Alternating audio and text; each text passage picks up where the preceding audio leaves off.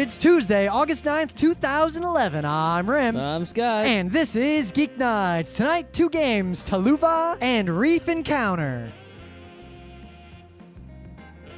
Let's do this.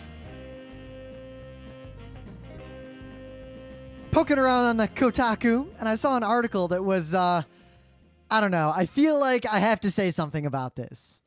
All right. So the title was Damn It Zynga, and it was by Kirk Hamilton. And he's I agree, damn Zynga. Okay. He's basically like, I'm not much for Facebook games, but I've played Farmville a little bit, which I take issue with that phrasing because you don't really play Farmville. But the point is he checked it out for research purposes. Yeah. At least. But the gist of this article is that there is the Sims social game.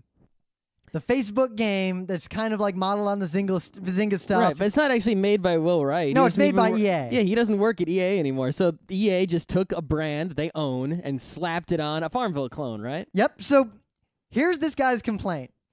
He wanted a Sims Facebook game that was awesome, and he played this Sims Facebook game based on Zynga bullshit made by EA. You know, Facebook game, social game, all the buzzwords for shitty-ass game design. And he complained that it was shitty and spammy and looked exactly like a Zynga game. Was he just stupid? There's like 20 paragraphs here on what's annoying about the game. Every time I try to do something, it keeps popping up to share this with friends and to do it. Because it's a Facebook game. It's like just because it says it's not a Sims, Facebook game. I would argue that games like Zynga and this Sims Social they're almost viruses. But the point is, it's like, why did he think that just because it was called The Sims, it was going to be anything like The Sims? Why not just play the real Sims? Now, if he likes it, I'm sure he already does has make it. an argument that, one thing that could be said is that you could make, theoretically, a cool Sims social game. Imagine if you had, how would it be different from regular Sims? Imagine if you had, say, Facebook, right? It's got all your friends. Say it made a sim based on every one of your friends, and then you could basically have a dollhouse of your friends like, oh, Scott keeps making out with Rainbow Dash, ha ha ha ha. Oh, look, Pete and my coworker keep fighting because they disagree on political stuff. All right. But I would argue that there was no possibility of that being made because, 1, it's EA. 2, it's a social game. Social meaning we're cloning Zynga's bullshit. Mm-hmm. This is yet more of that never-ending discussion about people confusing the surface level parts of a game with, it's like people can't look past it. When I see a game, all that stuff that's on top, Puerto Rico, if I look at Puerto Rico, all the boats and all that stuff just disappears. No, here's what he said. I'll sum up his article. I bought a smelly, dodgy-looking burrito from a hobo who I know was watching other hobos make poop burritos. The burrito was surprisingly filled with poop. And then I'm going to complain about how Chipotle has awesome burritos. Why didn't he have a Chipotle? He put a Chipotle sticker on it that he stole from a Chipotle. Yeah. No, but it wouldn't even be that. It would be as though someone. No, he wrapped it in gold foil just like Chipotle does. It's not even gold foil. I'm going to be blunt. It's very rare that I will have unqualified opinions on things like this. Zynga, not even Zynga. Anyone who makes a social game where they say it is a social game is a bad person, and the game they are making is a virus. I should make a good game and just call it a social game. But why? That word is tainted. It's gone. We've lost it. There's no way to get that word back.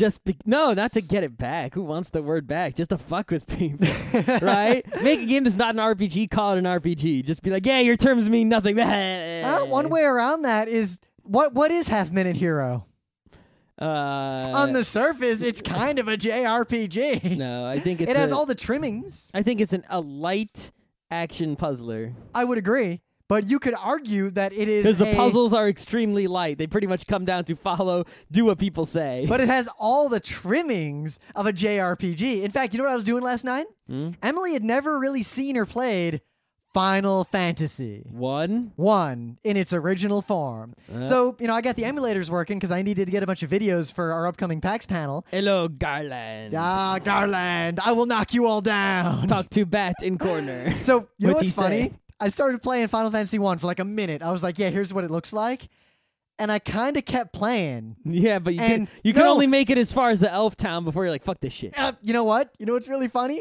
I was grinding and enjoying it. And I got to the elf town, and I saved my game, and then I went in to the store, and I was like, oh, the silver sword. Yeah, that's where... Yeah, because suddenly my memories zoomed back of hours and hours and hours to buy one fucking silver sword. Never mind going to that goddamn marsh cave. And that was the end of that. But you know what?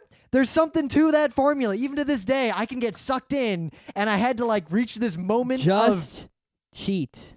Yeah. Just cheat. You're in an emulator. Use the Game Genie part of the emulator to give yourself a zillion levels and a zillion gold, and just buy the silver. But just to say that had I not been inoculated and remembered really what that was like, or had I not had this kind of meta knowledge of why grinding is stupid in the modern era, I might have just kept playing Final Fantasy 1. It's a powerful pull if you're not ready for it. No, it's like it's one of those things where even if you know about it, it still works on you. It's even like though I'm in this trance. It's a Skinner box. Scott, that I was doesn't about to somehow stop, make right? you immune. Yeah, I was about to stop. And then I see BK, and I'm like, hey, Emily, you know who this is? She's like a pirate. I was like, not just any pirate. It's BK. It's BK. And I got the pirate ship. I'm like, oh, shit, I can go get to the elf town now. And like, I got really excited, kind of legit excited. She got funny dwarves. Oh, my God, I love the dwarves. Anyway. I love the weird, like, you realize you get the key from the elves that opens that door in Canaria Castle that gets you the TNT that you give to the dwarves. Yep. Think about the kind of unstated story there. The elves gave the humans this weapon of unimaginable magic power, and they locked it in their castle, but they kept the key for dire days in the future. But yet, the item they gave them is not magical. It is simply science that the humans are too dumb to understand. Yep. And even then, they locked it away from the humans so they wouldn't use it until the time was right. Yeah, I don't know. I got nothing else there. Yeah. Actually, speaking of emulators, I read this interesting thing today. This guy they were talking about, it was on Ars Technica. It was about talking about emulator authenticity. Ah. And it actually was like, we just use emulators, and they're, for our eyeballs, they're pretty damn close to being the real deal. Well, right? I've seen like some emulators do things like you can turn on or off scanline flicker or like sprite flicker and all that. But this is like, there's actually things you don't even notice. Like, you don't even know. And apparently, right, like Nesticle was way not good. And Nestopia these days is pretty good. But there's this guy making something called BSNES. I think I'm going to switch to it. Ooh. But it's basically ultra accurate. Like, for example, you wouldn't realize this, but the spinning Triforce spins too fast in like, SNES 9X or ZSNES. See, this is why there's a video you can watch they have there that shows Time Cop, and it's way off in ZSNES. So there's, I think, a space for both kinds of emulation, because sometimes I want to play the game, but I'm okay with the emulator kind of not being accurate, or more importantly, letting me like fast forward through the BS. Yeah. But save states, because I don't want to actually it's not the emulator is not, I don't think the BSNES, I'm not having used it yet, but I don't think it prevents you from doing those things. It's just, the audio, the video, and the timing are all Well, Scott, accurate. I guess I say more conceptually. Like, an example would be, you could have an emulator that emulates the sprite flicker exactly, so that it does the same thing that the physical fucking NES did. That's right. You could even make an emulator that would emulate the common physical problems that would happen, because those, it's pretty well established what kinds of artifacting happen in different situations. Like, I think it would be worth emulating that from a historical standpoint. Mm-hmm. But simultaneously, I don't mind playing, say, the old Super Dodgeball with no sprite flicker.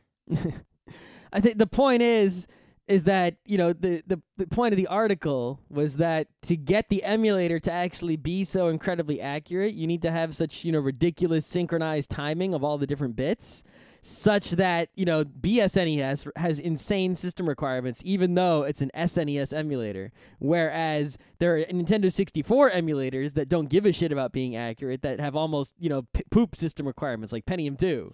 But, to make an accurate N64 emulator would be ungodly. Like, the computer doesn't even exist. And they even talked about how there's a Pong emulator, right, that emulates a Pong machine at the transistor level. Whoa. And is like has like these insane system requirements just to play original Pong. These are important, though. We need there's two distinct almost opposed paths of emulation that we definitely need both, and I don't think there's enough attention being put to the one we're talking about here. Calculates like the resistances in every transistor. I really want to see an NES emulator that has options for physical defects. Yeah, I'm sure everything you want exists. Yeah, or will come. But yeah, Nestopia is pretty much the shit. But I'm gonna try. I've been using SNES 9X. I'm gonna try to use BSNES. Oh, I used to always use ZSNES. Well, no, ZSNES isn't really that No, good. it isn't. Yeah. It has not been updated. I was using it the other day. I'm gonna try this BSNES, see how it's like. I did realize though, going back through all the old ROMs again, because I got it set up on the HGPC, I really fucking like those Ko Shibusawa collections. Which ones are those? Like Gemfire, Aerobiz. Uh-huh. He has like the Executive series and the Imagination series and like all these different series of games. And they come down to games Rim liked. Okay. So, did you hear about all this Diablo crap? I mean, baby. Everybody heard about it pretty much. Yeah, we just, we're on kind of a longer cycle, so we haven't talked about it on Geeknights. No, not really. We haven't even really talked about it, me and Scott, together. No. So if you don't know, the deal is, right, Diablo 3 is coming out eventually, pretty soon now, maybe less than a year away, who knows. I played Diablo 2, actually, back in the day. As did I. I played it a lot, actually. I beat it more than once, and it wasn't until later that I realized, oh, this game's just click. I did not play it a lot. I was pretty bored in the year of 1999 and 2000. God, see, by then I would still be playing Civ 2. Like, why would I play Diablo? I was playing Civ 2 in 97, 98. Yeah, and I kept playing it. 99, 2000, 2001, 2, 3, 4. No, you didn't. Yeah, I was playing it at RIT. Anyway, you didn't play it like that much. Anyway, I didn't play it like 12 hours at so a time. Diablo, basically, if you've never played Diablo, all it is a game where you walk around and click on monsters, and occasionally they drop loot, right? And usually there's some number of levels, and each level ends with a boss, and you beat the game. And then you beat the game again on harder difficulty, and then again on harder difficulty, and you keep your equips, right? So you have this character, and all you really do is beat the single-player game over and over again. In Diablo 2, they had two kinds of multiplayer. They had open BattleNet and official BattleNet. So in open BattleNet, you could take your single-player character and just go nuts. But anything that happened to your character in open BattleNet stuck to your character, right? So if you could do PvP, but that was basically just you're playing the single-player game and other people happen to be there also playing the single-player game with you, and you could try to attack them if you wanted to. And if someone killed you, all your shit dropped on the ground, and they could take it because you were just like any other bad guy. And if that happened to you and you went to play single-player again, your shit would be gone. BattleNet, a real BattleNet, if you didn't hack it or do something shady, made you connect to Blizzard servers where you would play Diablo, and you had to start with a new character. And that new character started off as blank, and you could only play that character on BattleNet. So you basically, if you wanted to play for serious, you had to play on BattleNet all the time, right, for whatever, with other people, and there'd be no cheating, and it'd be ultra secure and whatever. No cheating in quotes, but... In quotes, right. Anyway, so it was kind of weird, though, because people they would just cheat on their single-player character, but to make, like, infinite awesome items or whatever other kind of stuff, because it was single-player, no one gave a fuck. Yep. And then you'd go into open BattleNet, and you'd trade stuff with other people and there would be hacks to duplicate items. So it was like this item that was the best item in the game, some kind of ring, and everyone would just get enough of them to fully max out everything. Yep. It was a surprising realm of kind of, like, old-world, like, shitcockery. It was a weird place. Right, but anyway, so Diablo 3 is coming out, and, Blizzard decided that they were going to make it so you could only play online, period. You cannot play offline. They made a big deal about how the reason they're doing this, the main reason, is that they don't want you to have to, say you're playing the game by yourself, and you're all cool, and then you decide you want to play online. They don't want you to have to start over. Yeah, but they also want to stop cheating. Yeah, but they have to stop cheating, especially if they want to take the same character offline, online, and people care about the sort of,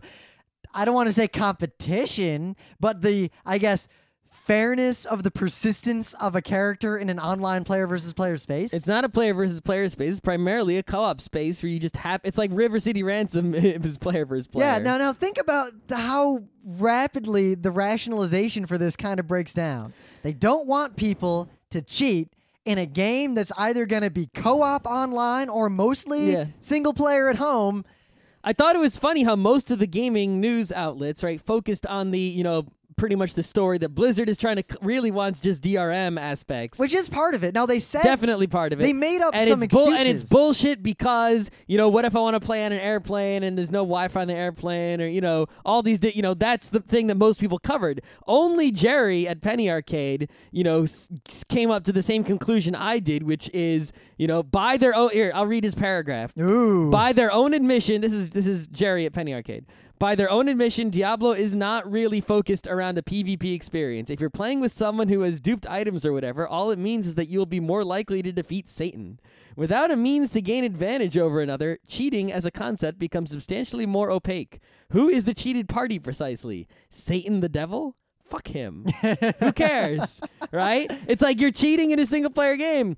Just like I told you to cheat at Final Fantasy to skip over the grinding for the Silver Sword. I mean, did I cheat Garland? Is Garland like, oh, man. Spoilers. X. Oh, you know what? By the way, it's way easy to beat Garland at first level if you got 2 fighters and a red mage in your party. Yeah, but the point is like, who are you cheating, Satan? Right? Well. What is the point? It's one thing to stop cheating in Counter-Strike because you're cheating another human being. That guy's getting owned because you're using aimbot and he's not. But Scott, Satan is not a real person. That's the cares? rub. So who is being cheated? And you know what? I can go and answer, watch the ending of the game on YouTube the day it comes out. Am I cheating? Am I cheating? No, it'd only be cheating if you watched it with someone else, because that's co-op. Okay. So here's who's really being cheated.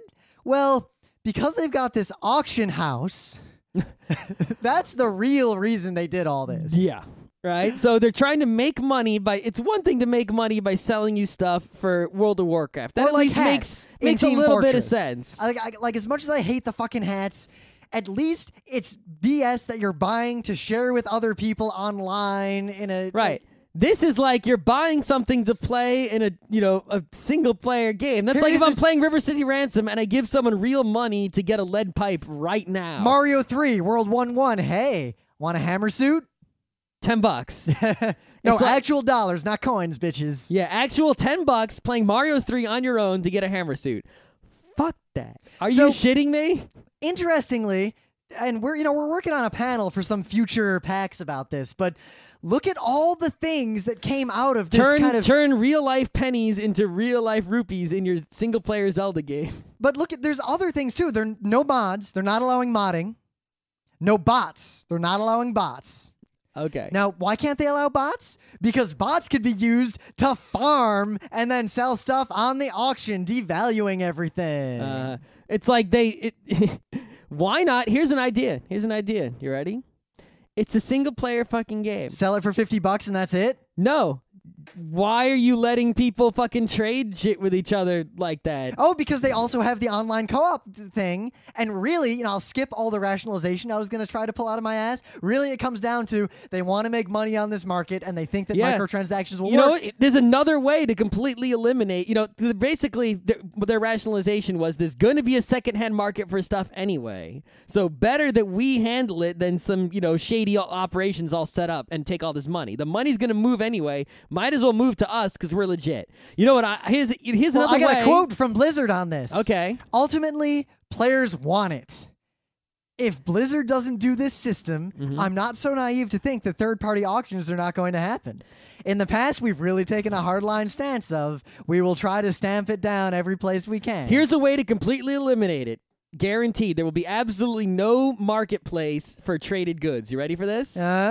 Just let people fucking cheat. Put cheat codes right in the game. But Scott, like Doom, IDDQD. You couldn't sell someone a Doom rocket launcher. Why? Because they could type ADKFA anytime they wanted. If you just let people, put a cheat menu right in the game, just on the front of the screen. Don't even hide it. Just be like, click here to cheat. You click there, and there's a menu where you can create any item with any stats you want and just give it to your fucking character. Boom. But Scott, done. Then we won't make as much money on bullshit microtransactions, and we won't have an excuse to push our always online DRM. You know what? It's fine if you want to do those things. In fact, Blizzard, I don't really have a problem with you doing those things in your game. But you know what I do have a problem with is basically just fucking lying. At least come out and say it. We just want to make more fucking money. That's why we did this. They're not actually Why lying. try to act like the good guy, Scott, here's the when you're not. They're not actually lying because all the things they're saying. Zynga doesn't do that. Zynga's like, fuck yeah, Farmville, give us money, woo! Right? The Diablo, why do you gotta be trying to act like you're a good guy, Blizzard? You're no different. Stop trying to pretend. Now, that's my problem. I would be now if you wanted to be forget the business language because whatever business language is business language. I don't fault people for omitting the truth because they're not actively lying. They're saying things that are technically true in the most bare sense of the term. Yeah, part of the truth. The other part of the truth is we just want to make money. Green. But why Pictures not? of Washington. Why not set up some sort of I don't know? You buy the game for like $50, and if you want to play online. You have to make another goddamn character like every other game. Well, Borderlands, you didn't. And then have an auction house for that. Because again, then they wouldn't have an excuse to not have offline mode so or do the modding. same thing. So the same thing as Diablo 2? Now, I wonder if, because they're not allowing mods, I wonder if they're going to, at some point, have blessed mods that they make or get people to make mods in a marketplace or some BS like that. I don't know. Are we going to have to start jailbreaking games? Here's another idea. If they wanted to have this not be a problem, just make it a fucking console game instead. That's not going to work for much longer. It would actually be a lot more comfortable to play Diablo as a console game. Scott, that won't work for that much longer, though, because I really think Microsoft is going to continue to push toward eventually having PCs and Xboxes. The point is, this game isn't coming out. This game is coming out now. It doesn't matter the future. It matters right now. Yeah. I don't know. I think this might give some of the similar games that are coming out a little bit of an advantage because I think there will be a surprising amount of outrage about this game compared to other similar games. The thing is, I just think Torchlight 2 actually has a huge advantage here, and if they play the move right, they could actually kick Diablo 3. You know what would kick it over the top? They could be its equal or better. You know what would kick it absolutely over the top? If Torchlight had the best goddamn support for mods the world had ever seen. I think they could modded see what Torchlight, especially if you can't mod. It's the same fucking game. It's just click on bad guys. I mean, look at how popular Dota was. There's what, 1 billion remakes of it coming out right now? It's because you could mod those games. If you can't mod Diablo 3, you can't mod it, and that whole market disappears. And if Blizzard thinks they can sell what is basically mods as downloadable content when Torchlight exists, I think they got another thing coming. We'll see. Yeah, the problem is, I know semantically what should be done from the, I guess, what is all is good and just in the world standpoint, but that is not going to win you the money. If it makes money, it makes money. Yeah. Why don't this go all Zynga and just when you install the game, it plays some sort of like pattern that hacks your brain and just makes you give them your credit card number? You could do that. Or you have to give them your credit card number to prove age, and then they just, in the fine print, they take like $100. Yeah, you just sign away like your house. Yeah, who knows? So briefly, I do want to geekbite. I bought the official Gameloft, Android app that is Catan. Settlers of Catan. Well, I thought Microsoft owned the license for Catan. Why is Gameloft making There's it? this whole... I'm trying to figure out how this all Does it have the went down. Microsoft logo on it anywhere? No, it doesn't have any logos on it. Really? It just says Catan. But basically what happened in the... I bought the game and I've been playing it, and it's basically just Settlers with... What did you think it was going to be? With some surprising limitations. What are the limitations? It's Settlers. You can't play it online with anyone. Ever? It's you either play it locally, hot seat, or with bots. Settlers on the iPhone uses like the Game Center, and you can play it online, or you can also do like local Wi-Fi. If other people have iPhones, you can sit around playing game. Yeah, you can't do anything like that. I don't know if you can do app. that specifically with Settlers because I've never really actually played German games on the iPhone, but I know there are games that use both of those features. In fact, Dixit had those features. So you can't do any of that shit with this. It's basically just single-player Settlers, or maybe hot seat. You'll get sick of the hot seat in like 5 minutes and quit because it's stupid. Yeah, and there's a lot of kind of microtransaction-y stuff in it. Oh, hey. What could there be for a microtransaction in Settlers? They've got a campaign. We got to pay for that. What do you mean a campaign? There's a campaign. How could there be a campaign of Settlers? There's a campaign. You have to play 10 games in a row and they play videos in between them? There's a campaign. What is the campaign like? Fuck if I know. I didn't buy it. Oh, right.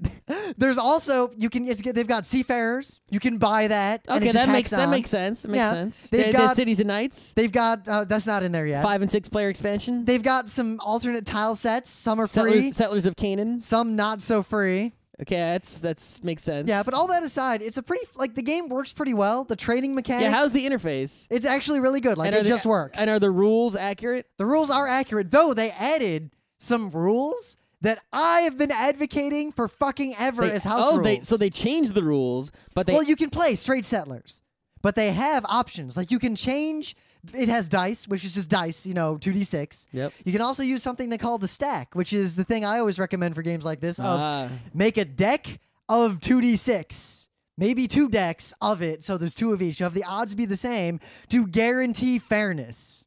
Yeah, that's something we've... Also, I can't believe that they thought of that. It allows clever. you to really do interesting stuff strategy-wise, like 7's been coming up a whole bunch. There's only so many 7s before it resets. Yeah, that people don't realize this, but... Or 2's gonna get rolled. Imagine if you have 2d6, right? Any number could come up, 2, 3, 4, 5, 6, 7, 8, 9, 10, 11, 12, and you know the odds, 7 is the most likely, 2 and 12 are the least likely, right? Well, you better if you're a gamer. Right.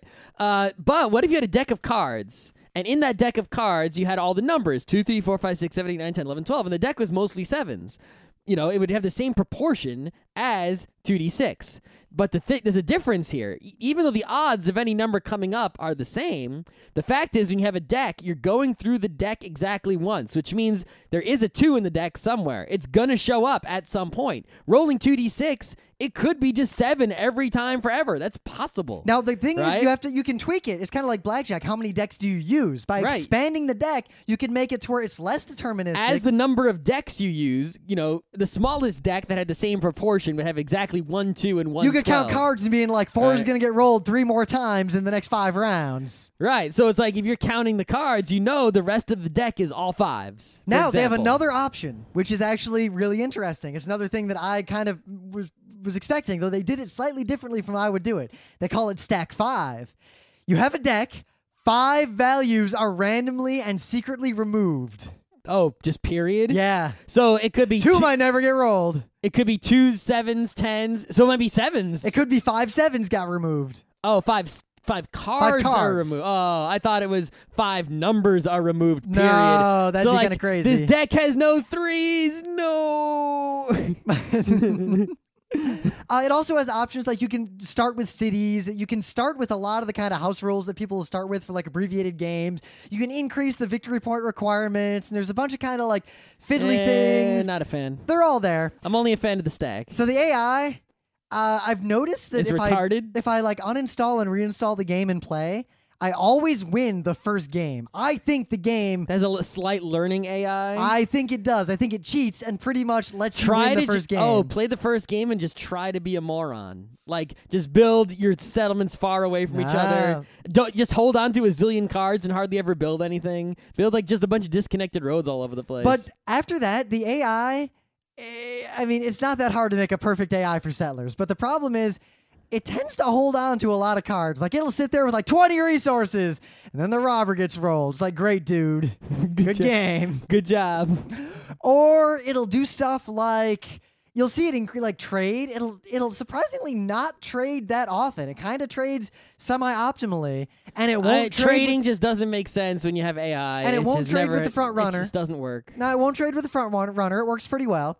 But it really picks on the human player to probably make the game more playable without just always winning. It'll rob the human player pretty much constantly, even when the human player is in like 3rd, 4th place. Oh, so it always robs you. It seems to always go after me, like pretty hardcore, even when I am not winning. Uh-huh. All right. That's it. It's a pretty solid implementation, but don't be fooled. It doesn't have any form of non-local multiplayer, thus making it kind of useless. I would suggest just buying a settler set. I would also suggest that. They're not that expensive. Or there's a bunch of places to play settlers online with people, kind of bootleggy. Or free. Yeah. Isn't there, and you could play on the Xbox too, with people. Yeah. Do that. Yeah. Oh, so I got to say, I was doing a quick look because I didn't realize who'd made it. So I was like, oh, Gameloft. But then I looked. Gameloft has that other game, The Settlers, on Android. Well, The Settlers is not Catan. I know. Right? That's what I just said. Uh-huh. Because I was looking through the Google. This was made by some company I've never heard of, actually. But it's the official one. So it's some German company, it looks like. Okay. Huh? Anyway. So, things of the day. What do you got? So, here's a video, and this is a cosplay that requires video, and it's a cosplay, by the way. This is the most genius cosplay I have seen in a long time, perhaps a year or two, and that's all I got, and just watch it. and that's all there is to it. All right. Well, I got my own. It's a meme that many of you may not have run into, but it's surprisingly popular. There's like 600 and something thousand views on the video here, and there's a ton of remixes. And it's advice that the internet really needs. It's okay to not like things. Yeah. It's kind of stuck in my head, the little song. Okay. That's it. All right. It's a thing. You should watch it. We got a meta moment situation. We do have a meta moment. We got a Twitter, twitter.com/geeknights. Yes. We got a Facebook, facebook.com/frontrowcrew, because Geeknights is like occupied by the interest or fuck Facebook. Anyway, we got a website. We Just got a Google website, for Geeknights. frontrecrew.com. It has a forum at forum.frontrecrew.com. We have 2 YouTube channels. The Geeknights one, which is not updating for reasons I don't want to get into. Don't worry about which channel to go on YouTube. Just go to YouTube and search for Geeknights or whatever. Yep. But really, the Geeknights Rim one is the official YouTube channel of me, which happens to have a lot of our panels as I'm slowly uploading them. You want to go and read the book club book, which is the ear, the eye, the arm. Yep. The hand, the foot. Not the hand and the foot. Just the ear, the eye, and the arm. Did you ever put up the book club episode? I was actually going to finish that tonight and get it up. All right. We are going to be at the Penny Arcade Expo this year in Seattle doing a panel, Discover the Forgotten Masters, at noon on Saturday. At 6 p.m. on Saturday, we will also be doing in the new workshop area for tabletop. I still have to sort out the exact name of this area. We will be teaching people how to play Spot It, Seven Wonders, Carcassonne, and a game to be determined. This Friday at 7 o'clock is Nerd NYC Board Game Night at Think Coffee, New York City. We will be there. Saturday the 13th, which is this Saturday, is the second Summer Streets from 7 to 1 p.m. Basically, the roads are closed to cars between Central Park and 72nd Street to the Brooklyn Bridge. Friday, the 19th, not this Friday, but next Friday, is the Joko mini cruise in New York. So if you go to that and you go to PAX, that's double Joko, one week and one the next week. And also, we will be on this little mini New York cruise. It's like a 3 or 4 hour thing. That way I won't have to see Joko the next week. Yeah. I can go play games instead of going to his concert. So if you want to hang out with us, I mean, other than the concert, it's just food and drinks and hanging out. Plus, it's a concert on a boat. So it's not like a typical concert where you sit there listening to music the whole time. You know, you're on a boat, so you go and you hang out on the deck. You go eat some food. I like being on a boat. You go and listen to some music. Yep. You know. I swear to God, if he doesn't do a cover of I'm on the boat, I'll be very disappointed. And then the third Summer Streets is the day after that.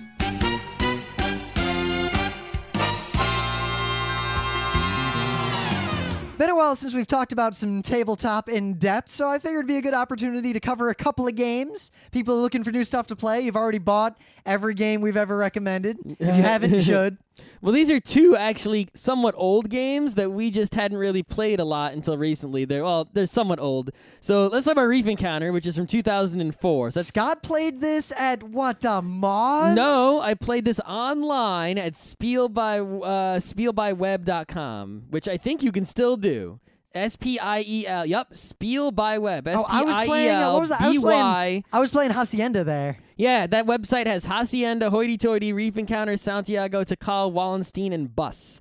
And it's actually a pretty good interface, and it just emails you when it's your turn. You go to the website, you take your turn. So I played and learned how to play Reef Encounter there, but I didn't play it that much. And I kept wanting to buy the game, and I just didn't until eventually I'm like, you know what? I'm just fucking buying it because there's really cute little wooden shrimps. Oh my God, the little googly eyes. There's little wooden shrimps in this game that have googly eyes. They are the cutest game piece I've ever seen. You guys don't understand because I never played this game online. Just Scott did, and he kept telling me about it, and he kept coming up, and every now and then we'd be like, blah, blah, blah, board game. He's like, oh, I should get Reef Encounter. It has the best shrimp. It does. And you put him in your, what's the fish? The parrotfish? The parrotfish. Yeah. Yep. It's not, you know what I think what I like about it, and we can explain what goes on. It has a lot of mechanics, and they're all pretty distinct from similar looking or similar feeling games. Like it's kind of in a space on its own in terms of German style Euro games. Yeah, I can't think of another game. It's like, a lot of games you can be like, oh, yeah, Le Havre, that's Caelus plus Agricola or, whatever. You know, that's what it is. Yep. But you look at, you know, Reef Encounter, you're like, well, what is that? Well, it's got sort of an action system, sort of like to call, but there's no action points. You can just go nuts on your actions. Yeah, I love this. You can take, you've got one action. You can take that infinity time. Yeah, basically, there's like on your turn, there's this chart that shows all the actions you can do. So there's one action you have to do. You can do it at most once at the beginning of your turn. There's another action you must do once at the end of your turn. Everything in the middle, there's like two or three actions you can do at most once at any time during your turn. There's a bunch of other actions that you can do as many times as you are able to during your turn in any order. And then this action number 5, which you can do infinity times anytime during your turn, even in the middle of another action. You'll find that players will constantly make the joke of they'll move one of their algae, like or one of their shrimps, an infinite number of times. It stops getting funny really quick. Yeah. Do it anyway, especially if Scott's playing. But the point is, you have just this ridiculous number of things you can do on your turn in different combinations, and you think, oh, you must be able to just win the game in one stroke. Well, not really, because you're so limited in your resource. It's really, a lot of games say they're resource management games, which means collect a bunch of resources and then spend them wisely. But rarely are those actually like the driving force of the game. Yeah, this isn't just, get as many resources as possible and spend them wisely. There's all sorts of different resources, and they all do all sorts of different things, but the only thing that matters in terms of winning is getting corals in your parrotfish. That's all you want. Right, so the key in this game is you want to get corals in the parrotfish. That's it. So the other game... But you're going to get corals of different colors, and you only get to put things in the fish at most 4 times. So at the end of the game, your parrotfish, maybe you ate 3 shrimps. So you got 5 white, 2 yellow, and a pink in there. Well, each tile could be worth anywhere from 1 to 5 points, depending on how you managed the open seaboard. Now, the open seaboard has this cool thing in that it, in turn, controls multiple things. It controls the points at the end of the game. It also controls which algae can eat corals can eat other corals. Right, so let's say that on the open seaboard, white is beating orange. That means that white, at the end of the game, a white coral will be worth 1 more point, and an orange will be worth 1 less point. It also means that right now, during the game, at this moment in time, a white coral can consume an orange coral, but not vice versa. One thing you can spend actions on and resources is locking those fuckers in. Or flipping them. So you could flip the orange to be stronger than the white, or you could lock it in so that orange will never ever be stronger than white ever again for the rest of the game. But the flipping itself is slightly complex, kind of like a Rubik's Cube. Yeah, it's like you need to will move other things. You want to flip it? Well, that means that you need a consumed polyp tile to turn into an alga cylinder. And also, it's like, oh my god. It's really about timing and what other opponents are doing. Like, say it's early in the game, and I eat a whole bunch of white, and I lock in white to be worth a ton of points at the end of the game.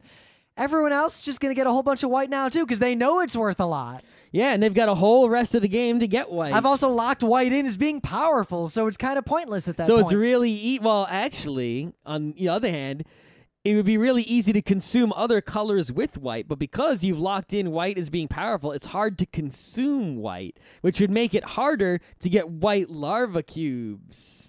Ah, but there are other ways to get larva cubes. There are, but it would still be hard to play white because the competition for the white larva cube in the open seaboard would be very high, so it wouldn't come with a lot of polyp tiles. It's very telling. You see, this game is so strange. It's got so many different bits all over the place, and it's just like, what the fuck? I'm not going to be able to teach you this game. No. You're not going to understand how the game works from the podcast, really. The only way, I recommend going to Spiel by Web, reading the rules. That's the only way you're going to understand it. But it is a game the way we used to describe Puerto Rico to people who weren't familiar with this kind of game, but this is like that to a T. You've got this giant mixer board in front of you with all these sliders. You move one a little bit, and all the other ones move all over the place. Yeah, you got all sorts of just crazy shit. There's polyp tile, shrimp, there's free, what's the free token space? Oh, I don't remember what it was called. Yeah, it's like the free stone, and you got the ocean tiles, you got the open parrotfish is this seaboard, box with a parrotfish you on got it, a parrotfish, you got alga cylinders, larva cubes, consumed polyp tiles. I think this game has my favorite set of proper nouns of any board game I've played. Yeah, it's weird because while they actually made a really good game, even though it's one of those, people always play German board games, even less complicated ones in Reef Encounter, and they seem complicated. They get afraid of them. and even when you're reading the rules, it'll still be complicated. But once you actually play, all the complexity just goes away. It's like, oh, this isn't actually complex. It just seems complex right up until the moment you actually take your turn. Yep.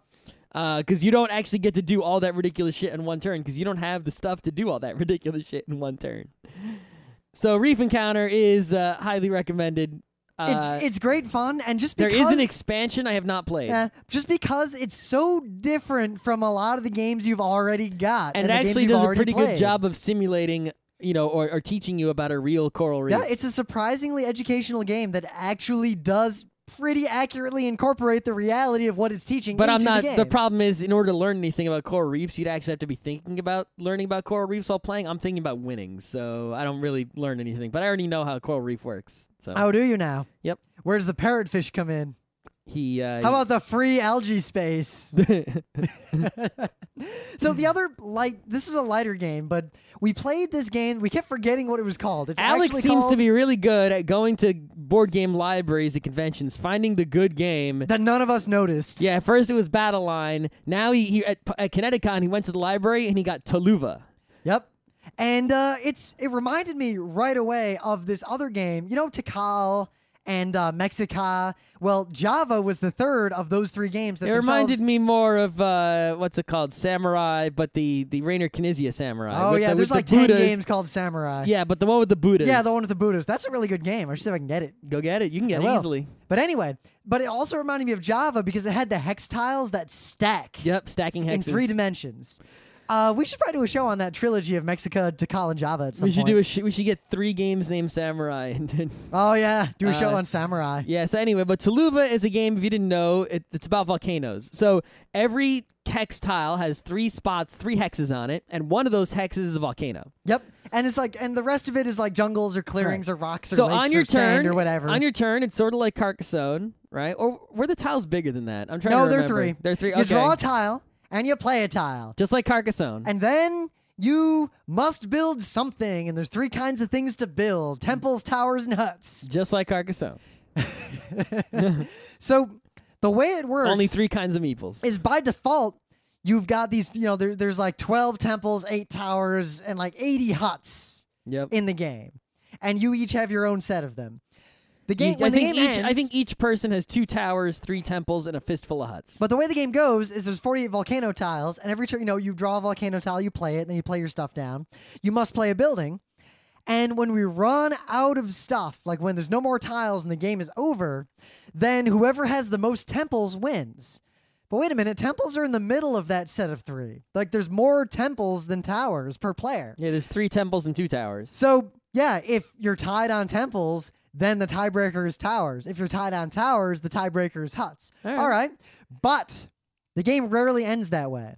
I don't know. It ended that way a couple times when we played it.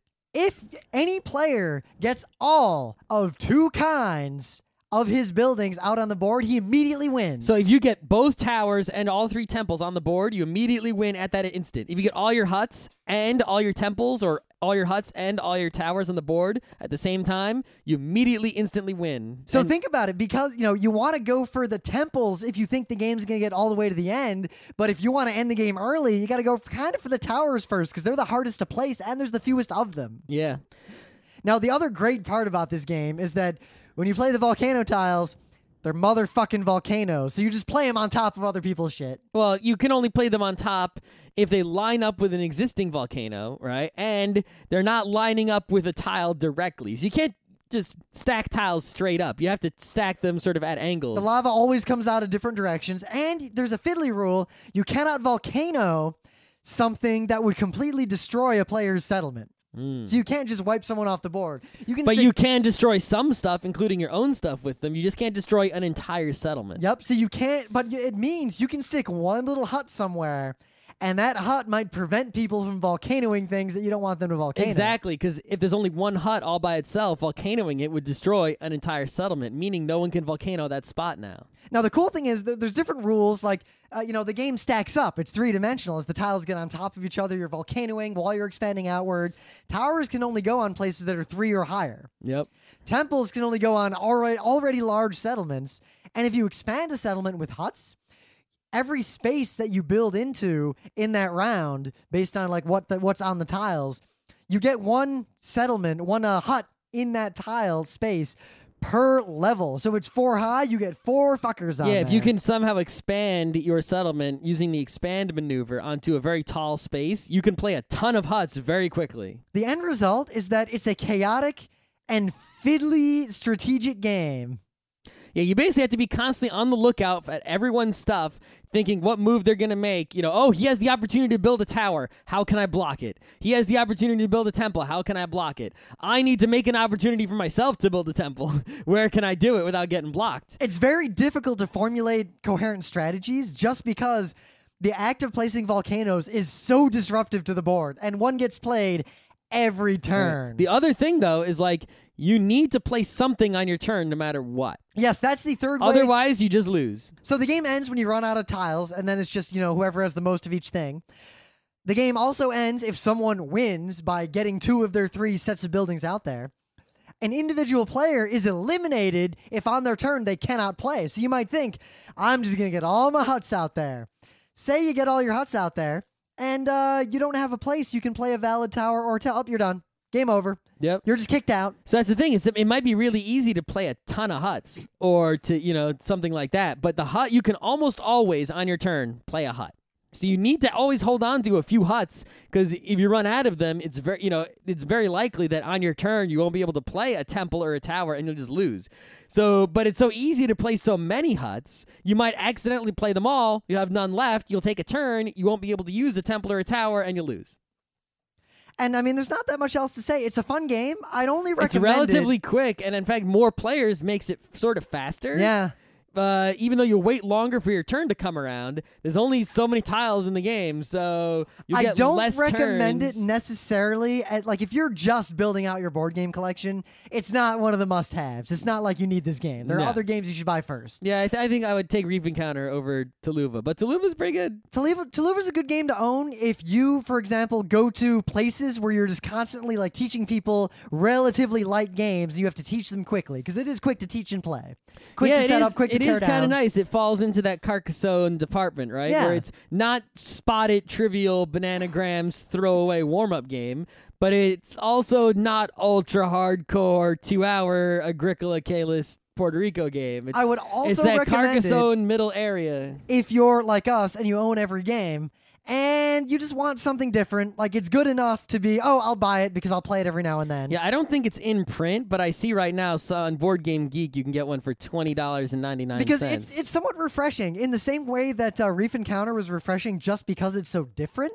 And this game is refreshing because it's so chaotic. It's been a long time since I played a game that was just as full of chaos, like game changers every round. It's like Alhambra expanded in that respect. Yeah, it's like on one turn you might make a move. Like, all right, I'm going to set up a temple build with this play. The board, by the time next the game turn, gets back someone to you, volcanoed you, and it might as well be an entirely new game. Yeah.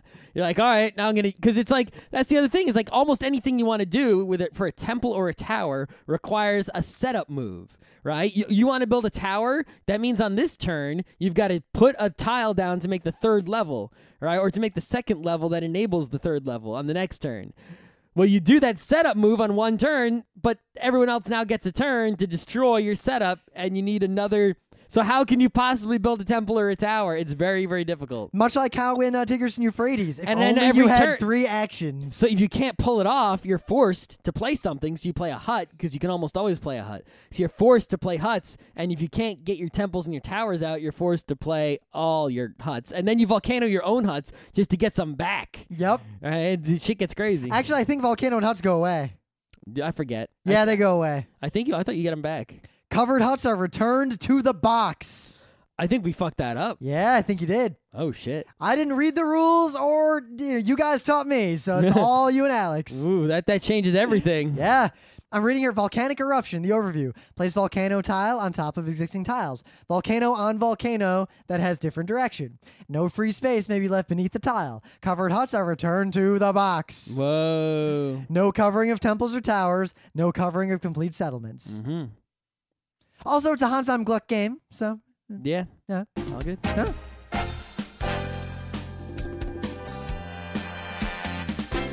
This has been Geeknights with Rim and Scott. Special thanks to DJ Pretzel for the opening music, Kat Lee for web design, and Brando K for the logos. Be sure to visit our website at frontrowcrew.com for show notes, discussion, news, and more. Remember, Geeknights is not one, but 4 different shows. Sci-Tech Mondays, Gaming Tuesdays, Anime Comic Wednesdays, and Indiscriminate Thursdays. Geeknights is distributed under a Creative Commons Attribution 3.0 license. Geeknights is recorded live with no studio and no audience. But unlike those other late shows, it's actually recorded at night.